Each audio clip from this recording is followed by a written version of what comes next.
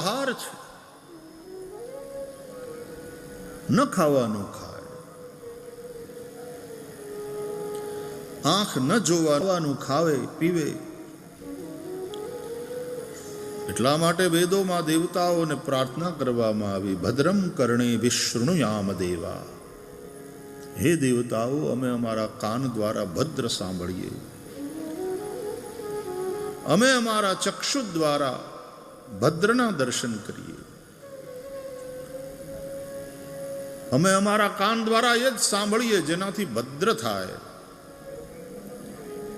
ભાગવતમાં ભગવાનને તસ્મૈ સુભદ્ર શ્રવસે નમો નમઃ કહીને સુખદેવજીએ વંદન કર્યા.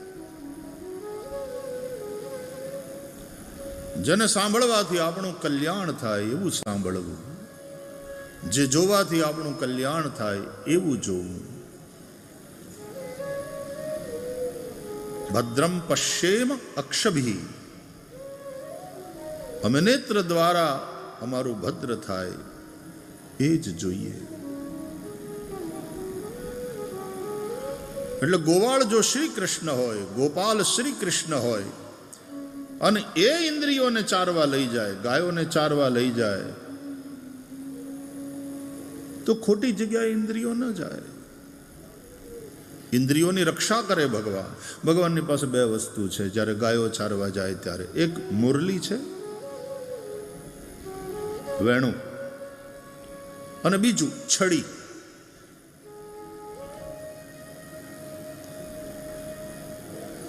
આચાર્યો, સંપ્રદાયના આચાર્યો એના ભાવ અનુસાર એ વેણુના રૂપે શિવજી સાથે છે અને છડીના રૂપે બ્રહ્માજી સાથે છે.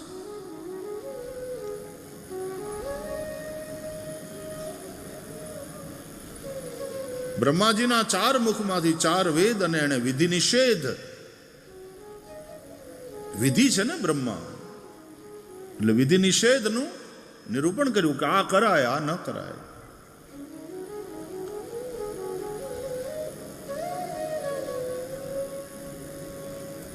ગોવાળ ગાયોને હાંકે, એ લઈ જાય ત્યાં ગાયો જાય, અને જ્યાં ન જવાનું હોય ત્યાં પાછો ગોવાળ લાકડીથી એ છડી બતાવીને દંડ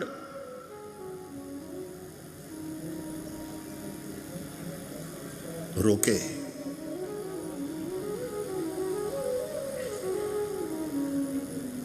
અને વેણું વગાડીને વાલ કરે. વેણુને સાંભળે અને ગાયો ગમે ત્યાં હોય ત્યાંથી પાછું ફરીને શ્રી કૃષ્ણ તરફ જુએ અને ક્યારેક ભાગીને શ્રી કૃષ્ણની પાસે આવે. ભગવાનની વેણુ ગીતની અંદર શ્રીમદ ભાગવતના 10મ સ્કંદમાં સુખદેવજીએ ગાયન કર્યું છે.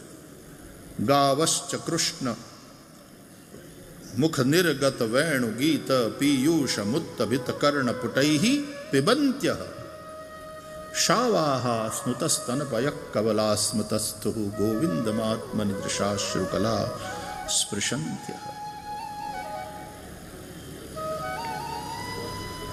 વેણુ સાંભળે અને એમાં નિમગ્ન ગાયો એકદમ રિલેક્સ અને એકદમ આનંદમય, ચિંતાથી મુક્ત,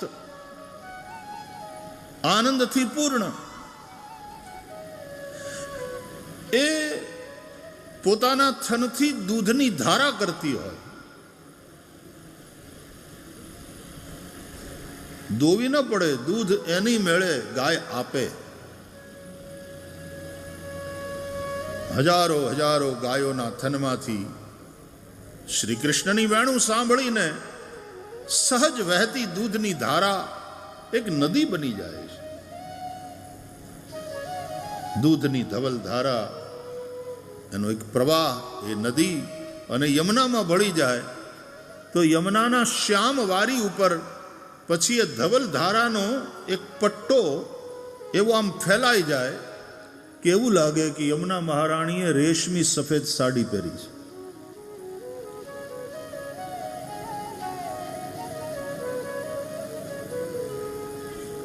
આ વેણુનો ચમત્કાર છે. તો ખોટી રસ્તે જતા રોકે છડીથી અને પોતાના તરફ ખેંચે વાલ કરે વેણુથી. ગોપાલ શ્રી કૃષ્ણ પાસે આ બે વસ્તુ મહત્વની. બીજી છીકા હોય, શિંગી હોય, આદિ આદિ, પણ છડી અને વેણું. આપણે ત્યાં રાધા કૃષ્ણનું મંદિર હોય, મુરલી મનોહરનું મંદિર હોય, સાંજ પડે અને ભગવાનને વાંસળી ધરવામાં આવે અને છડી અહીંયા રાખી હોય બાજુમાં, આરતી ઉતારવામાં આવે, પછી વાંસળીને વડી કરી લે, પછી છડીને વડી કરે. પણ છડી અને વેણું એ ગોપાલ કૃષ્ણ ભગવાનની સાથે.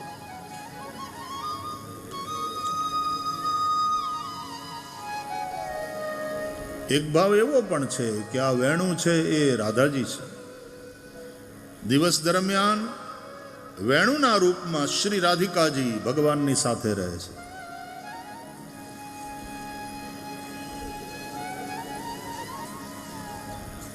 વેણું વગાડે છે શ્રી કૃષ્ણ, એ શ્રી સ્વામિનીજી રાધિકાજી ભગવાનની અધર સુધાનું પાન કરે છે.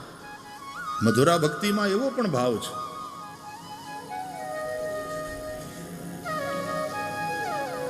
ગોપીઓ કહે છે ને, વિતર વીર નસ્તે ધરામૃતમ, તે અધરામૃતમ વિતર.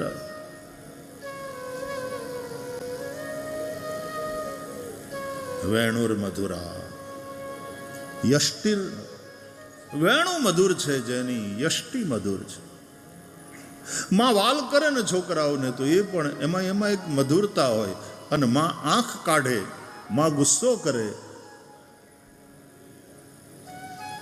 બાળક રડી પડે એની આંખમાંથી ડબ ડબ આંસુડા વયા જતા હોય, પણ એ દ્રશ્ય પણ મધુર છે. માનો ગુસ્સો એ મધુર છે, માનું નારાજ થવું મધુર છે, માનું રાજી થવું, બાળકને વાલ કરવું મધુર છે. ભગવાનની વેણું મધુર, ભગવાનની યષ્ટિ મધુર, દંડ પણ મધુર છે. એટલે આને દંડ કહેવાય, દંડો. અને આમ પણ દંડ, જે ઉદ્દંડ હોય એને દંડની જરૂર પડે સીધે રસ્તે ચલાવવા માટે. દંડ.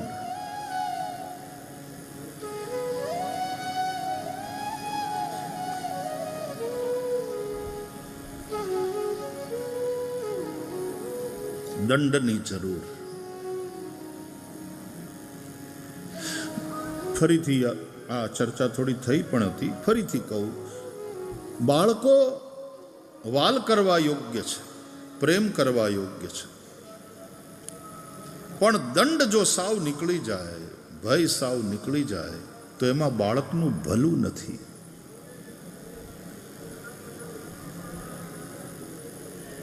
માતા પિતા દંડ આપે, ખીજાય, જ્યાં ઠપકો આપવાનો, મોટા થયા પછી ઠપકો અપાય, એ પેલા ખીજાય, દંડ. ગુરુ શિક્ષક દંડ આપે, અંગૂઠા પકડાવતા, ખબર ને, છેલ્લી બેન્ચ ઉપર આમ કાન પકડીને અથવા અદપ વાળીને ઉભા રાખતા, ઉઠબેઠ કરાવતા. અને એ દંડથી એનું કલ્યાણ થતું હતું, એનું શરીર પણ મજબૂત થતું હતું. અમે ભણતા ત્યારે પછી ગૃહપતિ પણ કોઈ કેવી રીતે શિસ્ત ભંગ કરે કે તોફાન કરે તો એને દંડ આપે. ને દંડમાં ઘણીવાર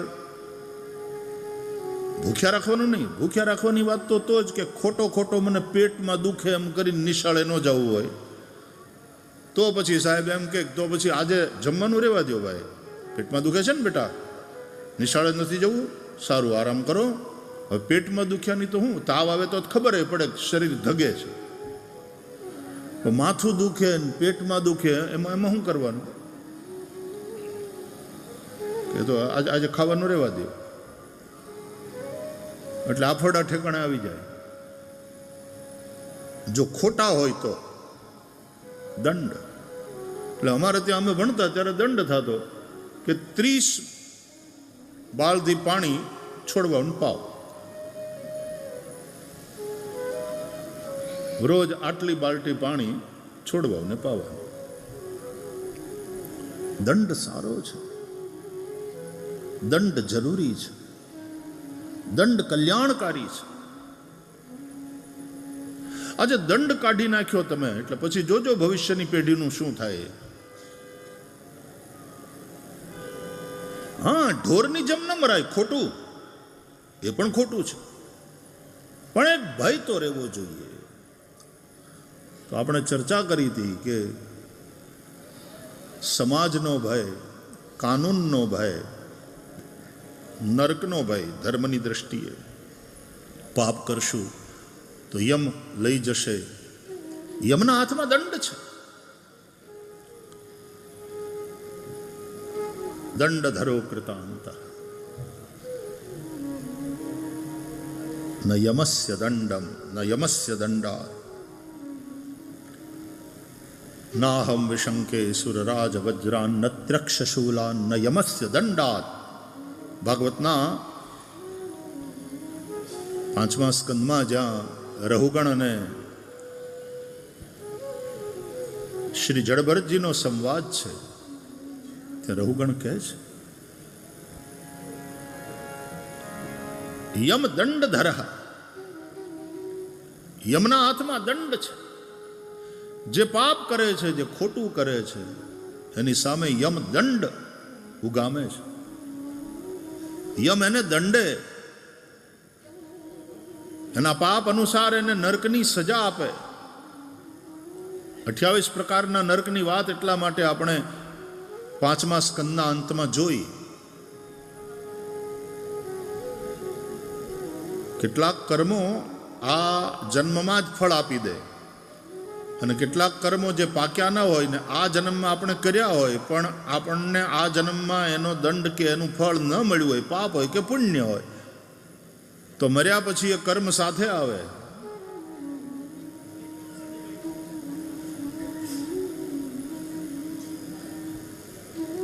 આમ જોવે તો માણસ ખાલી હાથે આવે છે, ખાલી હાથે જાય છે, કશું લઈને આવતો નથી ને કશું લઈને જતો નથી.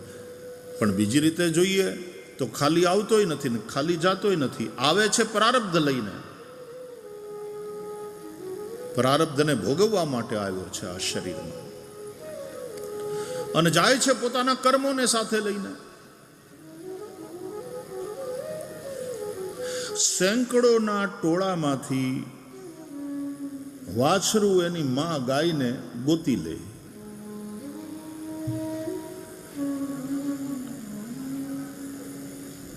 બીજા જન્મમાં પણ તમારા કર્મ તમને ગોતી લે. કર્મ પીછો છોડતા નથી. કર્માનુગો ગચ્છતિ જીવ એક, ધર્માનુગો ગચ્છતિ જીવ એક. બંને રીતે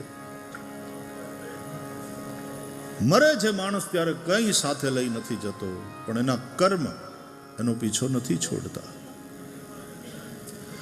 અને એ બધા કર્મો જે સંચિત થયેલા હોય એ પછી જ્યારે પાકે ત્યારે એ પાકેલા કર્મોનું જે કલેક્ટિવ આઉટકમ છે એનું નામ પ્રારબ્ધ, એનું નામ ડેસ્ટિની. અને પ્રારબ્ધ અનુસાર જાતિ, આયુષ્ય અને ભોગ આ ત્રણેય વસ્તુ નક્કી થાય. જાતિ, ક્યાં એને જન્મ મળશે, કયા મા બાપથી, કઈ યોનિમાં, આ પ્રારબ્ધ અનુસાર નક્કી હોય છે. આયુષ્ય, પ્રારબ્ધ અનુસાર આયુષ્ય નક્કી હોય કે આ જીવ આટલું આયુષ્ય લઈને આવ્યો. અને પ્રારબ્ધ અનુસાર ભોગ નક્કી હોય કે આણે આટલું સુખ ભોગવવાનું, આટલું દુઃખ ભોગવવાનું. એવા પુણ્ય કર્મ બેલેન્સમાં હોય તો એ પ્રમાણે એને સુખ ભોગવવાનું આવે, અથવા એવા પાપ કર્મ કર્યા હોય તો દુઃખ ભોગવવાનું આવે. સુખ અને દુઃખ એ પુણ્ય અને પાપનું ફળ છે.